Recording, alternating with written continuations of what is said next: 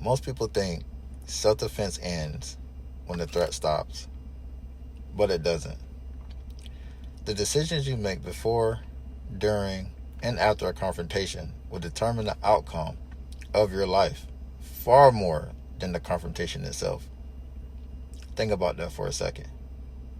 One bad decision, one emotional reaction, one moment of ego can change your life forever. Now, let me tell you something that most people never think about. Long before a weapon is drawn, long before a punch is even thrown, long before anyone calls 911, someone has already made a series of decisions. Some good, some bad. Self-defense doesn't begin with a weapon. It begins with a decision. A decision to pay attention. A decision to create distance. A decision to protect the people who depend on you. And sometimes, a decision to walk away. That's why I believe the most important skill in self-defense isn't shooting. And it's not martial arts. It's not even awareness. It's judgment. Today we're talking about the final step in the everyday protective system. Step 5, making sound decisions. Because every lesson in this series has been preparing you for this very moment. Step 1 taught you to recognize threats. Step 2 taught you to create options. Step 3 taught you to protect what matters. Step 4 taught you to access the right tools. But none of those skills matter if your judgment fails you. Let me ask you this. Imagine two people, same firearm, same training, same experience, same qualifications. One goes home safely. The other spends years dealing with investigations, lawsuits, emotional trauma, or decisions they wish they could take back. What changed? Not their equipment, not their skill. It was their decisions. That's why I believe judgment is the highest level of self-defense.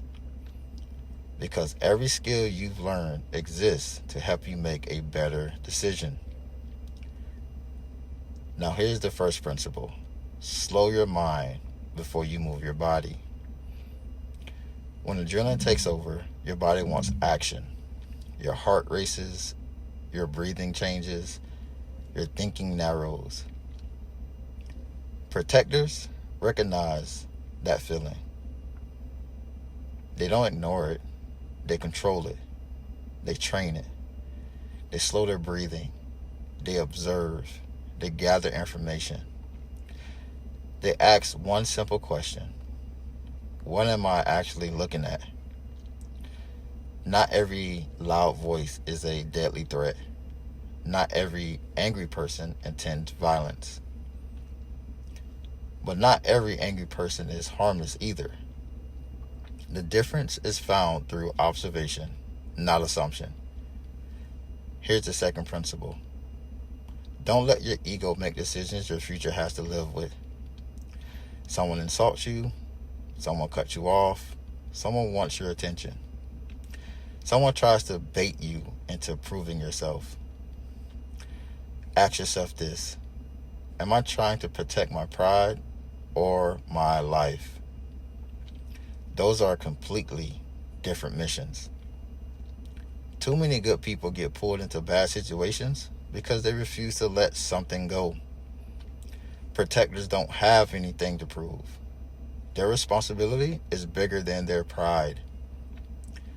If your spouse is waiting for you at home, if your kids expect you to walk through that front door, your mission isn't to win arguments. Your mission is to go home. Here's the third principle. Thinking outcomes instead of emotions.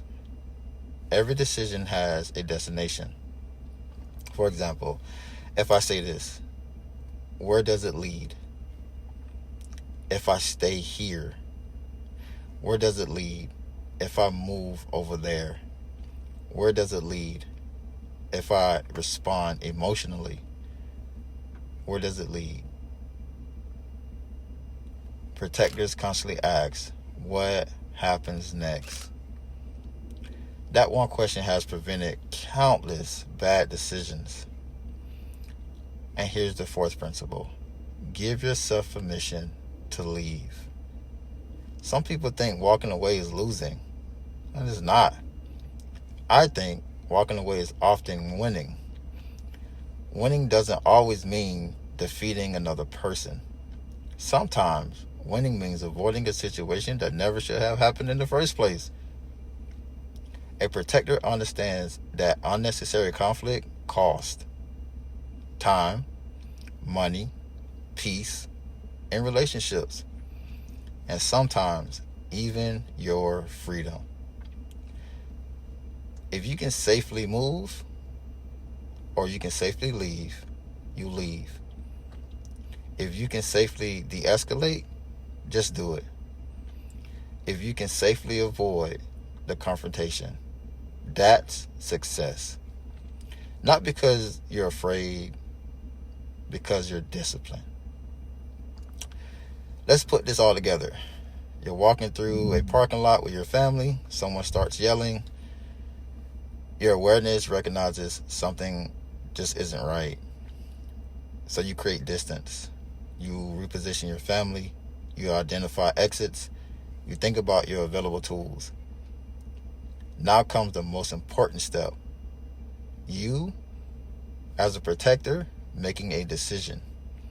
Not based on anger, not based on fear, not based on your pride. Based on what best protects the people depending on you. That's the everyday protector system, working exactly as it designed. Not 5 separate lessons, one complete way of thinking. And here's something I hope you never forget. Your firearm cannot make decisions for you. Your martial arts training cannot make decisions for you. Your awareness cannot make decisions for you. Only you can do that. And the quality of your life will often reflect the quality of your decisions. So here's your challenge for the next week. Every time you enter a public place, ask yourself one question. Is something changed in the next 10 seconds? What is my best decision? Not what's my fastest decision. Not my toughest decision, but my best decision. That single question forces you to think like a protector. Let's review the everyday protector system one last time. Step 1, we recognize threats. Step 2, we create options. Step 3, we protect what matters. Step 4, we access our tools. And step 5, we make sound decisions. 5 steps, 1 mission. To help ordinary people like yourself and myself become confident protectors. Not because the world is full of danger, but because the people you love are worth protecting.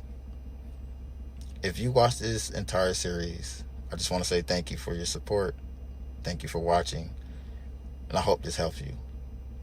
My hope isn't that you remember every word I said. My hope is that you'll see the world differently. That you'll slow down before reacting. You'll think before acting. That you'll recognize the real strength isn't measured by how quickly you fall. It's measured by how wisely you decided. So don't just remember these 5 steps. Live them. Recognize threats, create options, protect what matters, access the right tools, and above all else, make sound decisions. Because a protector isn't defined by the weapon they carry.